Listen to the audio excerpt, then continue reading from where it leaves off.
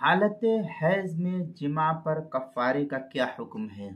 चुनांचे अगर ग़ल्बे शहवत में नापाकी की हालत में कोई मर्द जिमा कर बैठता है, जिमा का सुदूर हो जाता है उससे, तो दोनों इस जुर्म पर अव्वलन अल्लाह ताला के सामने सच्चे दिल से तौबा करे।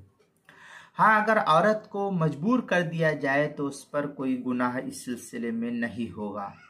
और मर्द के लिए मुस्तहब यह है कि वो जुर्म की तलाफी के लिए कफ़ारे के तौर पर गहरे सुर्ख रंग का खून जारी होने की सूरत में 1 दीनार, गहरे सुर्ख रंग का खून जारी होने की सूरत में 1 दीनार, जिसको 4 माशा 25 मिलीग्राम सोना या उसकी कीमत, और इसी तरीके से पीले रंग का खून होने की सूरत में आधा दीनार 2 ग्राम 121 मिलीग्राम सोना या उसकी कीमत गरीबों पर सदका करे।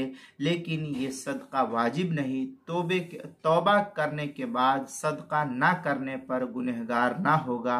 ये इसलिए है ताकि इंसान इस तरीके से आइंदा अपने इस जुर्म से बचने की कोशिश करे, और जब इंसान माली जुर्माना अदा करता है तो फिर इंसान गुनाहों से बहुत जल्द रुक जाता है।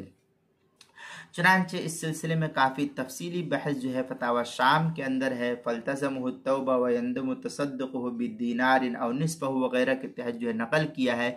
फतावा शामी जो बैरूत का छपा हुआ नुस्खा है उसकी पहली जिल्द सफ़ा 429, और जो ज़करिया बुक डिपो देवबंद का हिंदी नुस्खा है उसकी पहली जिल्द सफ़ा 494, मनहलुल वारिदीन जो रसाइल इब्न आबिदीन के नाम से मौसूम है उसकी पहली जिल्द सफ़ा 114, किताबुल मसाइल उसकी पहली जिल्द सफ़ा 226 और 227 पर भी इसको नकल किया गया है।